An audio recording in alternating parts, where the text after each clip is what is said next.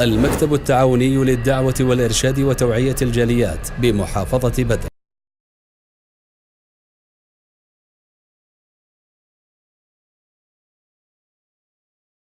বিধর্মীরা মুসলমান হতে বাধ্য হবে, ত্রুটি আছে, এত তো কোনো সমস্যা নেই, একথা মানতে সমস্যা আছে।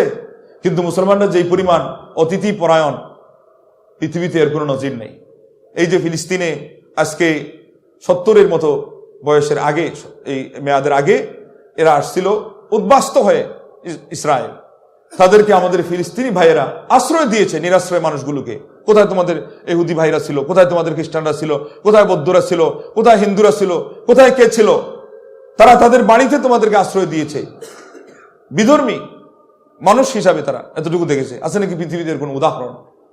আর আজকে লজিং বাড়িতে থেকে যে লোক লজিং খাচ্ছে, সে তার বাড়ির মালিককে গলা টিপে যদি ধরে এবং তার বাড়ি পর্যন্ত দখল করতে চায়, তো এর চেয়ে অমানবিক আচরণ দুনিয়াতে আর কি আছে? অথচ আমাদের ভাইরা তাদের বাড়ি পর্যন্ত ছাড়তে প্রস্তুত, তাদের ছোট ছোট বাচ্চাদেরকে তারা কুরবানি দিতে প্রস্তুত। আর মা বোনদের ইজ্জত তো যাচ্ছেই, না চাইতেই রক্ত তারা ঢেলে দিতে প্রস্তুত, শুধু এই জিনিসের আশায় যে আমাদের বাড়ি যাক, গাড়ি তো গেলই আগে, আমাদের ব্যাংক ব্যালেন্স যাক, আমাদের মান সম্মান সবই যাক, কিন্তু আল্লাহর ঘর বাইতুল মাকদিস সেটা আমাদের হয়ে থাক, তাদের মনের সেটাই তো দাবি। আল্লাহু আকবার, আল্লাহু আকবার। এখন পর্যন্ত এই পৃথিবীতে সেরা জাতি হিসাবে আমাদেরকে কোন জিনিস পরিগণিত করে রেখেছে? আল্লাহর দেওয়া দ্বীন ইসলাম, আল্লাহ রাব্বুল আলামিনের উপরে আমাদের ঈমান, মহাগ্রন্থ আল কোরআন, এবং এই কোরআন নিয়ে যেই নবী এসেছেন তার নাম নবী মুহাম্মদুর রাসূলুল্লাহ, বলেন সাল্লাল্লাহু আলাইহি ওয়াসাল্লাম। তার এবং তার অনুসারীদের তুলনা কোথায় হবে? কিন্তু আমরা নিজেরা আজকে আমাদের পরিচিতিটা নিজেরাই ভুলে গিয়েছি, এবং অনেক সময় আমরা সময় নষ্ট করি ওদের ওই সমস্ত দেখে। আর এগুলো দেখবেন নাকি? সে জঙ্গলে ঢুকলো, সাপ কেমনে ধরলো, ব্যাঙ কেমনে শিকার করলো, এগুলো আপনার দেখার কি দরকার? আপনি আল্লাহর কালাম পড়েন, পারবেন তো ইনশাআল্লাহ কোরআন কারীম পড়তে। কোরআন ছেড়ে দেওয়ার কারণে তো আজকে আমাদের এই সমস্যা হয়েছে। কোরআন হুব্বু আলহানিল গিনা ওয়া হুব্বুল কুরআনি ফি কলবি আবদিন লাইসা ইয়াজতামিআনি। কবি বলেছিলেন, গানের মোহ আর কোরআনের মহব্বত, এটা আল্লাহর বান্দা যদি কেউ হয়ে থাকে, তাহলে বান্দার অন্তর তো একটাই, সেটা শুধুমাত্র আল্লাহর দিকেই ধাবিত থাকবে, আল্লাহর কালামের প্রতি সে ভক্তি শ্রদ্ধা নিয়ে ধাবিত থাকবে। তার মনে আবার কোরআনের ভালোবাসার দাবির পাশাপাশি গানবাদ্যের মোহ কেমনে ঢুকে? উনি বলছেন অসম্ভব, এটা হতেই পারে।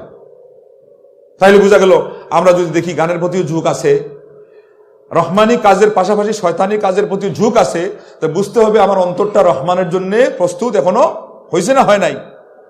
হয়েছে? হয় নাই। এটাকে পিওর করতে হবে।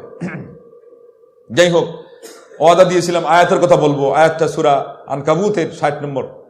আল্লাহ পাক বলেছেন,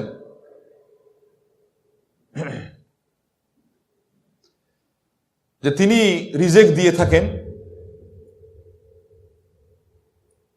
তোমাদেরকে, এবং অনেক প্রাণী আছে এই দুনিয়াতে তারা বিচরণ করে, তারা এত দুর্বল যে তারা তাদের জীবিকা উপার্জন তো দূরের কথা, জীবিকাটা কেউ যদি তাকে দিয়ে বলে যে তুমি বহন করে তোমার বাসায় নিয়ে যাও, সেটাও পারে না। আল্লাহ তাকেও জীবিকা দেন। এটা আল্লাহ স্মরণ করিয়ে দিলেন কেন? বুঝাইলেন যে ও মুসলমান, তুমি রিজেকের চিন্তায় এত বিভোর হওয়ার কোনো এই যৌক্তিকতা নাই। তুমি যদি আমাকে আল্লাহ হিসাবে মেনে থাকো, তো তুমি এই চিন্তা করলেই তোমার রিজেকের চিন্তা মুক্তির একটা ব্যবস্থা হয়ে যায়, যে আমি আল্লাহ ওই প্রাণীটাকেও জীবিকা দেই, যেই প্রাণী তার জীবিকা বহন করে তার পিঠে করে বাড়িতে নিয়ে যাওয়ার শক্তিও সে রাখে না, ওই যে আরেকজনকে দিয়ে আল্লাহ পাঠিয়ে দেন। এবং এইভাবে পাথরের ভিতরে কত প্রাণী পাওয়া গেছে, বিচ্ছু, কঠিন কঠিন বিচ্ছু জীবন ধারণ করছে কি দিয়ে? তার একটা জীবিকার ব্যবস্থা আল্লাহ করেন নাই। যদি ধরে নেন যে বাতাসের সাহায্যেও সে বেঁচে থাকে জীবন ধারণ করে, তাও তো আল্লাহ ওখানে বাতাস সরবরাহ করার ব্যবস্থা করেছেন বলে তো জীবিত আছে, নাহলে কেমনে? আল্লাহু আকবার।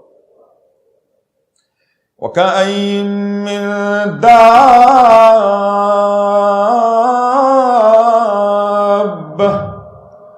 লা তাহমিলু রিজকাহা আল্লাহু ইয়ারযুকুহা ওয়া ইয়্যাকুম ওয়া হুয়াস সামিউল আলীম। আল্লাহ পাক বললেন যে কত প্রাণী এমন আছে যে সে তার জীবিকাটা বহন করার ক্ষমতা রাখে না, আল্লাহ তাকেও জীবিকা দান করেন, তোমাদেরকেও জীবিকা দান করেন। তিনি সর্বশ্রোতা, তিনি সর্বজ্ঞাতা। আল্লাহকে চিনার জন্য এই ধরনের এক একটা আয়াত আজকে আমাদেরকে কয়েক শত বছর অগ্রসর করে দিতে পারে কি পারে না ইমানের পথে, কিন্তু আমরা পড়ি না, কোরআন ওইভাবে পড়ি না, ইচ্ছা করি না। সেজন্য তাকওয়া আসবে কিভাবে? তাকওয়াটা তো আসবে আল্লাহর বড়ত্বের কথা যখন পড়বেন। আল্লাহর সৃষ্টিকুলকে তিনি কত বিরাট আকারে আমাদের সামনে রেখেছেন, কোনোটা চোখের সামনে না থাকলেও তার তথ্য আল্লাহ নবী সাল্লাল্লাহু আলাইহি ওয়াসাল্লামের মাধ্যমে পরিবেশন করা হয়েছে। একজন ফেরেশতা এমন আছেন, তার এই গর্দান থেকে কানের লতি পর্যন্ত একটা দ্রুতগামী পাখি 700 বছর অতিক্রম করা লাগবে তার। এটা এবার পুরো বডিটা কত বড়। জিবরিল আমিনকে আল্লাহ নবী সাল্লাল্লাহু আলাইহি ওয়াসাল্লাম দেখলেন, বুখারী হাদিস, যে আকাশ থেকে অবতরণ করছেন 600টা ডানা নিয়ে, পুরা পৃথিবীর যত শূন্যস্থান একাই জিবরিল তার বডিতেই ফুল। আল্লাহু আকবার। এগুলো আয়াত এবং এগুলো হাদিস আমাদের পড়ার দরকার আছে না নেই? আরেকজন ফেরেশতার কথা আল্লাহ নবী সাল্লাল্লাহু আলাইহি ওয়াসাল্লাম বলছেন যে তার 2খানা পা 7 তবক জমিনের নিচে, আর ওই ফেরেশতাই ওই বডি গেছে কোথায়? আরশকে তার হাতের উপর দিয়ে তিনি 2 দিকে ধরে রাখেছে। আর্মিতে ভর্তি হওয়ার মতো মদয় মাপ পাইলেন নাকি? তো সুবহানাল্লাহ তো মুখ দিয়ে বেরিয়ে হলেন না, চিৎকার করে আল্লাহ আকবার বলে তো আপনি ছাড়তে পারতেন না। 7 তবক জমিনের নিচে 2খানা পা, আর ওই ফেরেশতারই এই 2টো ডানা বাহু সহ হাত দিয়ে আরশের 2 পার্শ্বে তিনি ধারণ করে দাঁড়িয়ে আছে। আল্লাহ, ইয়া আল্লাহ। এই আল্লাহকে আপনি আমি এখন পর্যন্ত আমাদের কিছু আমরাই আমাদের মতো আলিমরাই আমাদেরকে শিখাইতে চায় যে বুদ্ধি দিয়ে বলে যে আল্লাহকে আবিষ্কার করবে। আল্লাহর বিশ্বাস বুদ্ধির উপরে নে, বুদ্ধির পাত্তা পাওয়া যাবে। আল্লাহ রাব্বুল আলামিনকে তার মাখলুক তো বুঝে সারতে পারবেন না। এই ফেরেশতার বডি, এখানে কি আছে? আল্লাহু আকবার। আল্লাহ যে সূরা ওয়াকিয়ার মধ্যে শপথ করলেন, লা উকফালা উকসিম বিমাওয়াকিন নুজুম ওয়া ইন্নাহু লাকাসামুন লাউ তা'লামুনা আযীম। আমি তোমাদের কাছে এই তারকাগুলো পতিত হওয়ার জায়গার শপথ করছি, আর এই শপথ যদি তোমরা জানতে, এটা অনেক বড় একটা শপথ। এই তারকার কথা বিজ্ঞানীরা আজকে কি বলেছে, ওই যে গ্রহ নক্ষত্র বের করতে করতে করতে করতে কোথায় গেছে একটা নিয়ে, শেষে বলছে এগুলো আরো অগণন নক্ষত্র এইভাবে আছে শুধু আসমান এবং জমিনের নিচে। এবং কত আছে বলছে যে এই পৃথিবীর এক কোণা থেকে যদি লেখা শুরু হয় ওগুলো সংখ্যা, তাইলে লিখতে লিখতে লিখতে লিখতে লাইন ধরে ধরে ধরে আসমান পর্যন্ত যাওয়া লাগবে। তারপরে যেই কম্পিউটারের সাহায্যে গণনা শুরু করেছেন সেই কম্পিউটার ক্ষান্ত হয়ে যাবে, হওয়ার পরে এক পর্যায়ে সে বলবে দেয়ার ইজ নো স্পেস, এখানে আর কোনো জায়গা খালি নাই, ডিজিট শেষ।